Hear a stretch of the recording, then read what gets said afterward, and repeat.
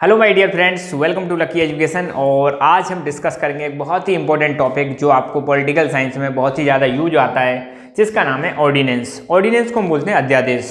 ठीक है, इसको समझने से पहले एक इसका बेसिक समझते हैं। बेसिक में हालांकि कई सारे लेक्चर्स में आपको करा चुका हूँ। पॉलिटिकल साइंस के मैंने कई सारे लेक्चर बना दिए, लगभग 13-14 लेक्चर बने हुए हैं और आप उनको चेक कर सकते हो। बेसिक्स ऑफ पॉलिटिकल साइंस की एक हमने एक सीरीज बना रखी है पूरी, और प्लेलिस्ट भी है, वहाँ पर आप चेक कर सकते हो। फिर भी आपको मैं 2 मिनट में आपको ओवरव्यू देता हूँ कि हमारा जो देश है वो डेमोक्रेटिक कंट्री है। ठीक है, और हमारे देश में जो गवर्नमेंट है उसके मेनली 3 ऑर्गन्स होते हैं। पहला होता है लेजिस्लेचर, दूसरा होता है एग्जीक्यूटिव और तीसरा होता है जुडिशरी। लेजिस्लेचर का काम होता है लॉ बनाना। क्या होता है? लॉ बनाना। एग्जीक्यूटिव का काम होता है जो लॉ बनाए गए हैं लेजिस्लेचर के द्वारा उनको इम्प्लीमेंट करना, लागू करना। और जुडिशरी का काम है जो लॉ बनाए गए हैं उनकी कॉन्स्टिट्यूशनलिटी चेक करना, क्या लेजिस्लेचर के द्वारा जो लॉ बनाए गए हैं वो हमारे संविधान के हिसाब से हैं या नहीं है। अगर संविधान के हिसाब से हैं तो ठीक है, नहीं है तो फिर वो जुडिशरी उन लॉज को अनकॉन्स्टिट्यूशनल डिक्लेयर कर सकती है। और साथ ही साथ में जुडिशरी के और भी काम है, जैसे डिस्प्यूट रिजॉल्व करना। ठीक है, वहाँ पर फिलहाल हम नहीं जा रहे हैं। तो मैंने बताया कि हमारा जो लेजिस्लेचर ऑर्गन है गवर्नमेंट का, उसका काम है लॉ बनाना। फिलहाल हम देखेंगे सेंट्रल गवर्नमेंट के पर्सपेक्टिव से। ध्यान देना, यहाँ पर जो मैं प्रोसेस बताऊंगा जिसमें सारा की सारा प्रोसेस सेंट्रल गवर्नमेंट का मैं बताऊंगा। स्टेट गवर्नमेंट में अलग होता है, सेंट्रल गवर्नमेंट में अलग होता है। स्टेट गवर्नमेंट सेंट्रल गवर्नमेंट क्या है वो बेसिक्स में आप वीडियोस देखना। अब देखो, अब मान लो सेंट्रल गवर्नमेंट को कोई लॉ बनाना है। अगर मान लो सेंट्रल गवर्नमेंट को लॉ बनाना है तो जनरली क्या होता है, एक बिल आता है, उस बिल को लोकसभा या राज्यसभा में पेश कर सकते हैं। मैं एक बेसिक प्रोसीजर बता रहा हूँ, बेसिक। अभी हम ज़्यादा टेक्निकलिटी पे नहीं जा रहे हैं, सिर्फ आपको ऑर्डिनेंस समझना है। तो बेसिक प्रोसीजर जनरली क्या होता है, कोई बिल आएगा, वो फिर लोकसभा या राज्यसभा में जाएगा। ये दोनों क्या होते हैं, पार्लियामेंट के हाउस होते हैं। ठीक है, पार्लियामेंट के 2 हाउस होते हैं, लोकसभा और राज्यसभा। और पार्लियामेंट हमारे गवर्नमेंट की लेजिस्लेटिव बॉडी है, जहाँ पर लॉ बनाए जाते हैं। तो सरकार बिल लाएगी, बिल लोकसभा या राज्यसभा में जाएगा। जब यहाँ दोनों में पास हो जाएगा तो वो प्रेसिडेंट के पास जाएगा, और जब प्रेसिडेंट उसको असेंट दे देंगे अपनी, तो वो बिल क्या बन जाएगा, एक्ट। ये है एक नॉर्मल प्रोसीजर। और आपको बता दूं मैं, हमारी जो पार्लियामेंट है, पार्लियामेंट के सेशन चलते हैं। क्या चलते हैं? सेशन। जैसे आपके स्कूल के सेशन चलते हैं, वैसे ही पार्लियामेंट के भी सेशन चलते हैं। और पार्लियामेंट के मेनली 3 सेशन चलते हैं। पहला सेशन है बजट सेशन, दूसरा सेशन है मॉनसून सेशन, और तीसरा है विंटर सेशन। और इन सेशन के बीच में गैप होता है। एक सेशन जैसे खत्म हो गया, उसके बाद दूसरा सेशन स्टार्ट होने में लगभग महीने भर का गैप रहता है। उसके बाद फिर दूसरा सेशन स्टार्ट होता है। अच्छा, हमारे पार्लियामेंट में ये भी नियम है कि हमारे कॉन्स्टिट्यूशन में ये भी नियम है कि पार्लियामेंट के 2 सेशन के बीच में, ध्यान देना, पार्लियामेंट के 2 सेशन के बीच में मैक्सिमम गैप 6 महीने से ज़्यादा नहीं होना चाहिए। मान लो बजट सेशन खत्म हुआ, उसके बाद दूसरा सेशन कोई सा भी स्टार्ट हो, उसमें जो गैप है वो 6 महीने से ज़्यादा नहीं होना चाहिए, ऐसा हमारे संविधान में लिखा हुआ है। तो सपोज हमें कोई बिल को लॉ बनाना है, या कोई एक्ट बनाना है, कोई बिल लाना है, या कोई लॉ बनाना है, कानून बनाना है, तो जनरली हमें इस प्रोसीजर से गुजरना पड़ता है। और ये प्रोसीजर कब कर पाएंगे, जब पार्लियामेंट किस में हो, सेशन में। अब मान लो पार्लियामेंट का कोई भी सेशन नहीं चल रहा, पार्लियामेंट का कोई भी सेशन नहीं चल रहा, ना बजट सेशन चल रहा, ना मॉनसून सेशन चल रहा, ना विंटर सेशन चल रहा। अब मान लो कोई इमरजेंसी में लॉ बनाना है, इमरजेंसी में लॉ बनाना है, तो कैसे बनाए लो? जनरली लॉ मेकिंग प्रोसीजर तो ये। तो इसीलिए भारत में जो प्रेसिडेंट है, भारत के जो हमारे राष्ट्रपति हैं, उनको हमारे कॉन्स्टिट्यूशन ने एक पावर दी है। क्या दी है? पावर। और पावर किसके अंदर दी है? आर्टिकल 123, आर्टिकल 123 में प्रेसिडेंट को पावर दी है कॉन्स्टिट्यूशन ने कि वो ऑर्डिनेंस इश्यू कर सकते हैं। क्या इश्यू कर सकते हैं? ऑर्डिनेंस इश्यू कर सकते हैं, अध्यादेश इश्यू कर सकते हैं। तो ध्यान देना, ऑर्डिनेंस में क्या होता है, जनरली बिल जो है, ऑर्डिनेंस के केस में क्या होगा, ऑर्डिनेंस के केस में क्या होगा, जो बिल है वो डायरेक्टली किसके पास जाएगा? प्रेसिडेंट के पास जाएगा। डायरेक्टली किसके पास जाएगा? प्रेसिडेंट के पास जाएगा। और प्रेसिडेंट उसको अप्रूवल देंगे, और अप्रूवल देते ही वो क्या बन जाएगा? एक्ट बन जाएगा। मतलब हमने किसको बाईपास कर दिया? पार्लियामेंट को बाईपास कर दिया। पार्लियामेंट क्या हो गई? बाईपास हो गई। तो जब ऑर्डिनेंस इशू किया जाता है तो वहां पर जो बिल होता है वो डायरेक्ट प्रेसिडेंट के पास जाएगा। क्यों जा रहा है? क्योंकि पार्लियामेंट सेशन में नहीं है। पार्लियामेंट का क्या चल रहा है? रिसेस टाइम चल रहा है, पार्लियामेंट का कोई सेशन नहीं चल रहा है। तो बिल डायरेक्ट प्रेसिडेंट के पास गया, प्रेसिडेंट ने उसको असेंट दे दिया, डायरेक्ट क्या बन गया? एक्ट। ठीक है, तो ये एक्चुअली क्या है, जो इमरजेंसी कंडीशंस होती हैं उसको डील करने के लिए। ठीक है, अब जनरली तो हम लॉ यहाँ पे बना सकते हैं, मगर जब छुट्टी चल रही है पार्लियामेंट की तब लॉ बनाना है, तब प्रेसिडेंट को हमारे को संविधान के आर्टिकल 123 आर्टिकल 1, 2, 3 बहुत सिंपल है, 123 में पावर दी गई है कि प्रेसिडेंट क्या इशू कर सकते हैं, ऑर्डिनेंस इशू कर सकते हैं। तो ये जो ऑर्डिनेंस होते हैं ये ऑर्डिनेंस टेम्परेरी लॉ की तरह काम करते हैं। हालांकि ध्यान देना, ऑर्डिनेंस के द्वारा जो एक्ट बनाए, ऑर्डिनेंस के द्वारा एक्ट बनाए, इसकी पावर बिल्कुल वही होती है जो पार्लियामेंट के द्वारा एक्ट बनता है। ध्यान देना, ये जो एक्ट बना है ना पार्लियामेंट के द्वारा, इसकी पावर और इसकी पावर दोनों की कैसी है, सेम, अंतर नहीं है पावर की। ध्यान देना, दोनों की पावर सेम होती है, मगर ये लॉ कैसा होता है, टेम्परेरी।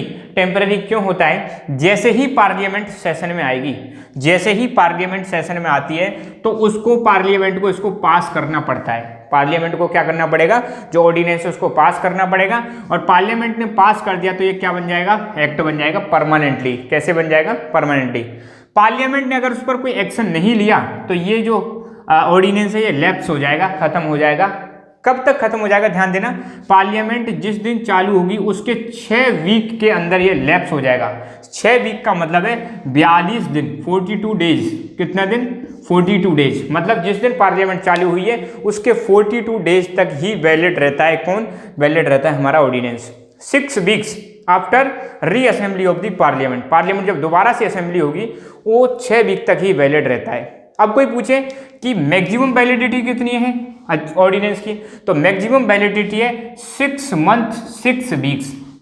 6 month 6 weeks. अब यहाँ पे 6 मंथ का क्या फंडा है, ये मैंने बताया था कि पार्लियामेंट के 2 सेशन के बीच में जो मैक्सिमम गैप है, मैक्सिमम गैप है वो कितने से ज़्यादा नहीं होना चाहिए, 6 महीने से ज़्यादा नहीं होना चाहिए। ये हमारे कॉन्स्टिट्यूशन में लिखा हुआ है, ठीक है।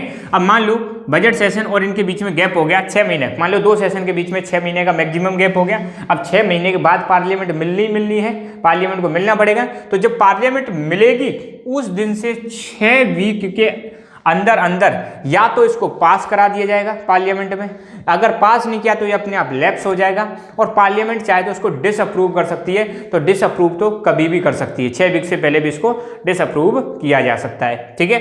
अच्छा, एक चीज ध्यान देना, ऑर्डिनेंस के द्वारा कॉन्स्टिट्यूशनल अमेंडमेंट नहीं किया जा सकता, हमारे संविधान में सुधार नहीं किया जा सकता।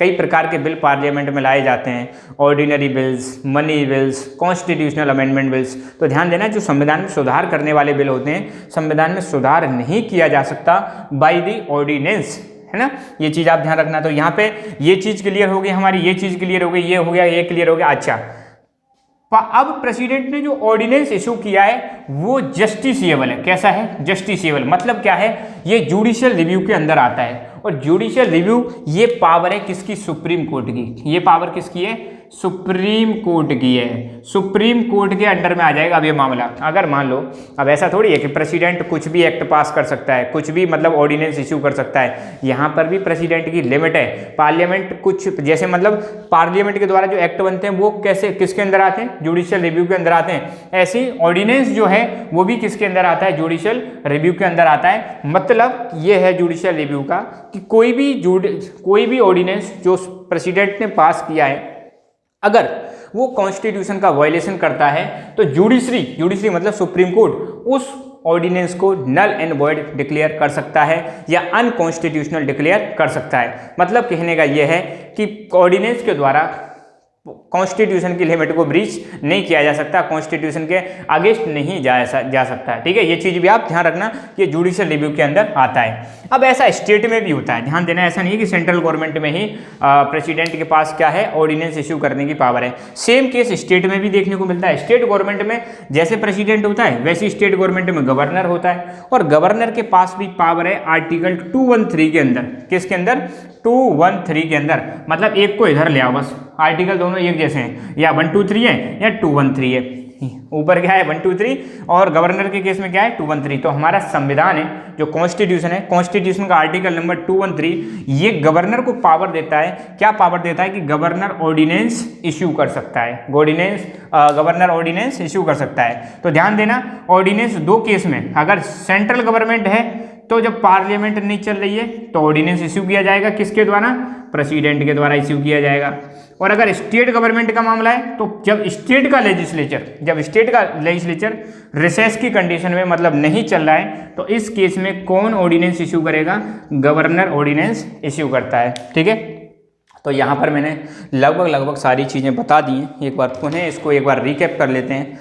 ध्यान देना, ऑर्डिनेंस एक ऐसा टूल है, एक ऐसा हथियार है जिसको यूज करके इमरजेंसी सिचुएशंस में, स्पेशली जब पार्लियामेंट, सेंट्रल गवर्नमेंट की बात करें तो जब पार्लियामेंट सेशन में नहीं है, या स्टेट गवर्नमेंट की बात करें तो स्टेट लेजिस्लेचर सेशन में नहीं है, उस समय अगर हमें कोई लॉ बनाना है तो लॉ बनाने की पावर जो है वही है ऑर्डिनेंस। ऑर्डिनेंस को इश्यू करने की पावर सेंट्रल गवर्नमेंट में दी गई है प्रेसिडेंट को, ये दी गई है आर्टिकल 1, 2, 3 के अंदर।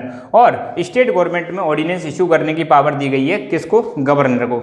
गवर्नर इश्यू कर सकता है ordinance, as well as president भी ऑर्डिनेंस इश्यू कर सकता है। ठीक है, कब करेंगे? ध्यान देना, सेंट्रल में जब पार्लियामेंट नहीं चल रही हो, स्टेट में स्टेट लेजिस्लेचर सेशन में नहीं हो।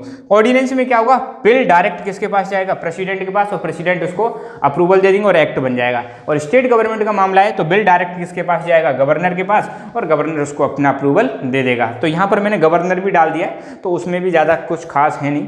अच्छा, पार्लियामेंट कब तक वैलिड रहता है? नॉर्मली जैसे ही पार्लियामेंट, सॉरी, ये जो ऑर्डिनेंस है कब तक वैलिड रहेगा? जैसे ही पार्लियामेंट की पहली मीटिंग होगी तो उसके 6 वीक तक, मतलब 42 दिन तक ये वैलिड रहेगा।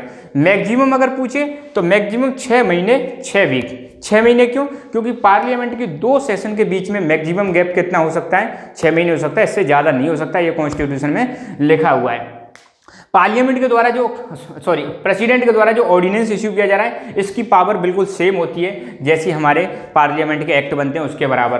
प्रेसिडेंट चाहे तो ऑर्डिनेंस को किसी भी समय वापस ले सकते हैं। और एक चीज़ ध्यान रखना, प्रेसिडेंट जो ऑर्डिनेंस इश्यू करता है ये सेंट्रल गवर्नमेंट के कहने पर करता है जनरली, मतलब काउंसिल ऑफ मिनिस्टर्स की एडवाइस पर करता है। ऐसा नहीं कि प्रेसिडेंट को मतलब ख्वाब आ रहा है और मन में आया जो मतलब ऑर्डिनेंस इश्यू कर दिया, नहीं। सेंट्रल गवर्नमेंट इसको गाइड करती है, सेंट्रल गवर्नमेंट कहती है, तब जाके प्रेसिडेंट क्या करता है? काउंसिल ऑफ मिनिस्टर्स की एडवाइस पर अपनी पावर इस्तेमाल करेगा आर्टिकल 1, 2, 3 के अंदर और इश्यू करता है ऑर्डिनेंस, और किसी भी बिल को क्या कर सकते हैं? एक्ट में तब्दील कर सकते हैं। ठीक है, जैसे ही पार्लियामेंट सेशन में आएगी, जैसे ही मान लो पार्लियामेंट सेशन में आएगी तो उसको अगर परमानेंट रूप देना है तो उसको पास करना पड़ेगा। जो ऑर्डिनेंस इशू किया है पास हो जाएगा तो परमानेंट एक्ट बन जाएगा। अगर इसको 6 वीक के अंदर कोई एक्शन नहीं लिया गया उस पर, ऑर्डिनेंस पर, तो वो अपने आप लैप्स हो जाएगा, मतलब खत्म हो जाएगा। और पार्लियामेंट चाहे तो उसको 6 वीक से पहले भी क्या कर सकती है? डिसअप्रूव कर सकती है। और फंडामेंटल राइट को इसके द्वारा चेंज नहीं किया जा सकता, साथ ही साथ में कॉन्स्टिट्यूशन को भी इसके द्वारा अमेंड नहीं किया जा सकता ऑर्डिनेंस इश्यू करके। ये पूरी कहानी है किसकी? ऑर्डिनेंस की। ध्यान देना, ऑर्डिनेंस सिंपल सा इतना सा याद रखना, जनरली जब पार्लियामेंट अपने सेशन में नहीं होती है, पार्लियामेंट का सेशन नहीं चल रहा होता है, पार्लियामेंट का सत्र नहीं चल रहा होता है, उस समय अगर लॉ बनाने की जरूरत पड़ती है तो ऑर्डिनेंस का सहारा लिया जाता है सेंट्रल गवर्नमेंट में प्रेसिडेंट के द्वारा, स्टेट गवर्नमेंट में गवर्नर के द्वारा। आर्टिकल बहुत इंपॉर्टेंट है, आर्टिकल 1, 2, 3 पावर देता है किसको? प्रेसिडेंट को ऑर्डिनेंस इश्यू करने की, और आर्टिकल 2, 1, 3 पावर देता है गवर्नर को ऑर्डिनेंस इश्यू करने की। ठीक है, आई होप ऑर्डिनेंस वाला टॉपिक आपका क्लियर हो गया होगा। बाकी चीज़ें हम और आने वाले सेशंस में ऐसे ही एक टॉपिक उठाते रहेंगे और पॉलिटिकल साइंस के छोटी छोटी चीज़ों को हम कवर करते चलेंगे और सारा कोर्स हम कंप्लीट करेंगे, जो आपको किसी भी क्लास में, किसी भी कोर्स में, कहीं पर भी हो, हर जगह ये चीज़ें आपको हेल्प करेंगी। So thank you so much. जय हिंद, जय भारत।